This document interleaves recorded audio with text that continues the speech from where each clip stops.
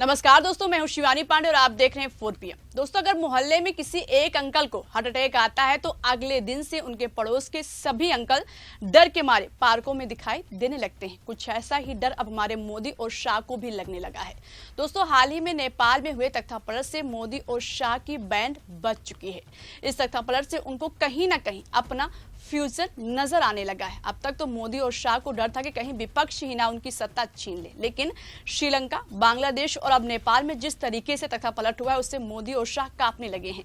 उनको डर लगने लगा कि कहीं उनकी अपनी ही जनता ने उनको गद्दी से उतार फेंके। इसलिए भारत में नेपाल जैसी स्थिति को रोकने के लिए केंद्रीय गृह मंत्री अमित शाह ने ऐसे सरफिरा आदेश दिया है जिससे भारतीय नागरिकों को संविधान द्वारा दिए गए अधिकारों पर बुरा असर पड़ने वाला है। आपकी आवाज को दबाने के लिए सरकार ने पूरे इंतजाम कर लिए। मतलब देश में डिक्टेटरशिप स्थापित करने से सरकार अब बस चंद कदम दूर है। तो कैसे घबराई है मोदी सरकार और अमित शाह ने सुरक्षा एजेंसियों को क्या कड़ा आदेश दिया है, बताएंगे आपको इस रिपोर्ट में।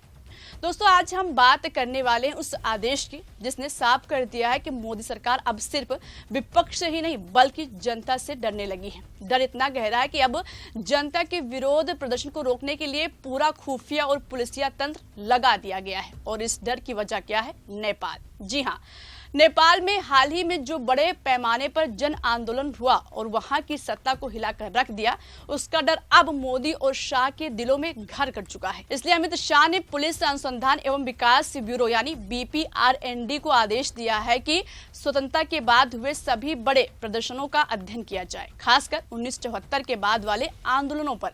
अब सोचिए, एक तरफ संविधान हमें साफ साफ कहता है कि हमें अभिव्यक्ति की आजादी, हमें शांतिपूर्ण प्रदर्शन करने का अधिकार, लेकिन दूसरी तरफ देश के गृह मंत्री ये आदेश देते हैं कि आंदोलन क्यों हुए, किसने पैसे दिए, पर्दे के पीछे कौन था, इसकी जांच करो। यानी जनता की आवाज अब सरकार को अपराध की तरह लग रही है। दोस्तों, जुलाई में नई दिल्ली में 2 दिवसीय राष्ट्रीय सुरक्षा रणनीति सम्मेलन 2025 हुआ था। इस सम्मेलन में देश की खुफिया एजेंसियां, बड़े अफसर सब इकट्ठा थे और वहीं पर अमित शाह ने कहा कि BPRND अब एक स्टैंडर्ड ऑपरेटिंग प्रोसीजर यानी SOP बनाएगा जिससे भविष्य में बड़े पैमाने पर कोई आंदोलन खड़ा ही ना हो।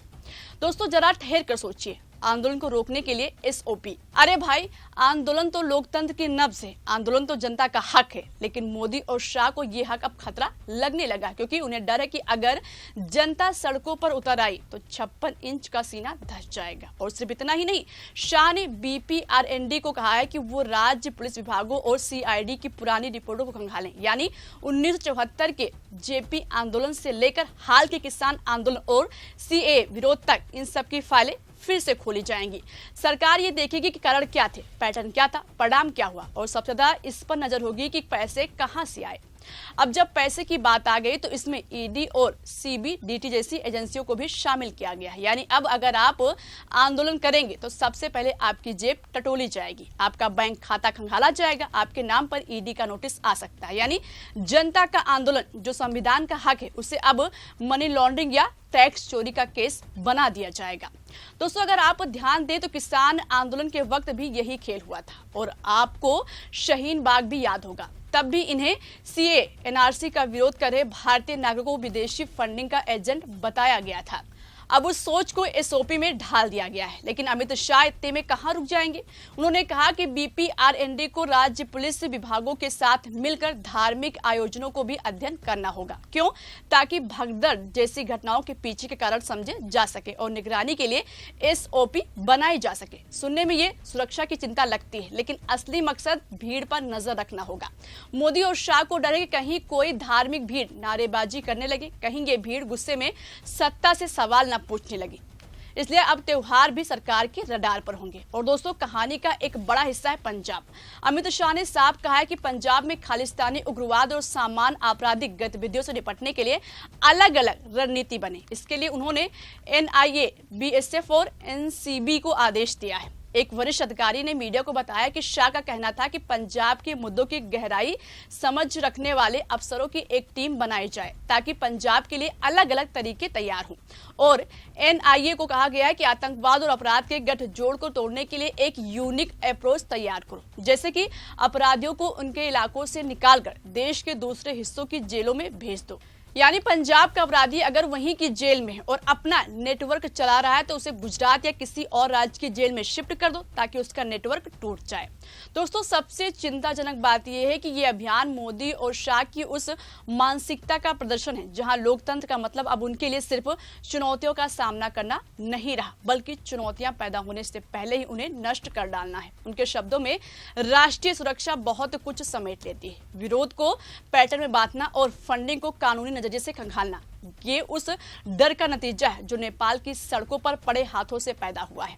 अब सवाल है कि क्या ये सब संविधान के खिलाफ नहीं है? संविधान ने हमें साफ साफ अधिकार दिया है कि हम बिना हथियार के शांतिपूर्ण तरीके से इकट्ठा हो सकते हैं, हम सरकार से सवाल कर सकते हैं, हम प्रदर्शन कर सकते हैं। ये मौलिक अधिकार है, इसे छीनने का मतलब है लोकतंत्र पर हमला। लेकिन मोदी और शाह को इस अधिकार से डर लग रहा है, क्योंकि नेपाल की तरह अगर भारत में भी जनता एकजुट हो गई तो दिल्ली की सत्ता की बुनियाद हिल जाएगी। इसलिए अब हर आंदोलन की जड़ काटने की तैयारी हो रही है। दोस्तों, अगर हम भारत के पड़ोसी देशों पर एक नजर डालें तो पाएंगे कि पिछले कुछ सालों में हर देश में तख्ता पलट हुआ है, चाहे वो पाकिस्तान हो, श्रीलंका हो या फिर बांग्लादेश या नेपाल। ध्यान देने वाली बात है कि जिस तरीके से इन देशों में तख्ता पलट हुआ है, इन सबका पैटर्न एक जैसा ही था। हमने देखा है कि इन देशों में सरकार के खिलाफ जनता सड़कों पर उतर आई। देश के युवाओं ने इसमें बढ़ चढ़कर विरोध किया। तानाशाहों के घर और ऑफिसों में लोगों ने धावा बोल दिया और पूरी सरकारी आवास पर कब्जा जमा लिया, जिसके बाद वहां के शासकों को देश छोड़कर जाने को मजबूर होना पड़ा।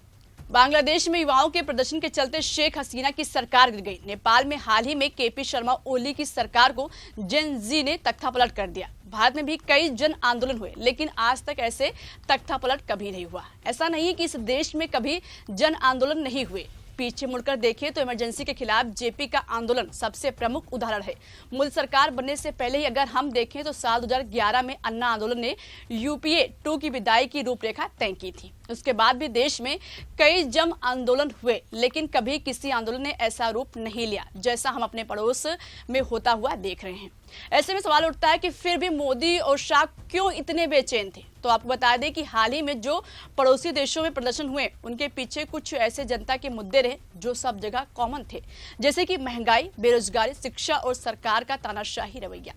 अब आप समझ गए होंगे कि क्यों केंद्र सरकार को इतनी घबराहट हो रही है। सोचिए दोस्तों, अगर कल किसान फिर से सड़क पर आएंगे तो ईडी उनके बैंक खातों पर छापा डालेगी। अगर मजदूर अपनी मजदूरी मांगेंगे तो सीबीडीटी उनकी इनकम पर नोटिस भेजेगी। अगर छात्र आंदोलन करेंगे तो उन पर विदेशी फंडिंग का लेबल चिपकाया जाएगा। और अगर भीड़ किसी धार्मिक आयोजन में इकट्ठी हुई तो पुलिस वहां एसओपी के नाम पर नजर रखेगी। ये सब इसलिए क्योंकि मोदी और शाह जनता से डरते हैं। दोस्तों, इतिहास गवाह है कि जब जब जनता सड़क पर उतरी है तब तब सत्ता का सिंहासन हिला है। आंदोलन तो लोकतंत्र की धड़कन होते हैं। जेपी आंदोलन ने इमरजेंसी तोड़ी, आजादी का आंदोलन ने ब्रिटिश साम्राज्य को हिला दिया, हाल ही में किसान आंदोलन ने मोदी सरकार को झुकने पर मजबूर किया। लेकिन अब यही सरकार कह रही है कि आंदोलन को रोकने के लिए नियम बनाओ, यानी लोकतंत्र की आत्मा को कागजों में कैद करने की कोशिश हो रही है। ये सुरक्षा के नाम पर मोदी सरकार की कुर्सी बचाने का प्लान है। इस पूरे मामले को लेकर आप क्या सोचते हैं? आपकी जो भी राय हो, अपनी राय कमेंट बॉक्स में हमें जरूर बताइएगा। इस खबर अभी के लिए इतना ही। नमस्कार।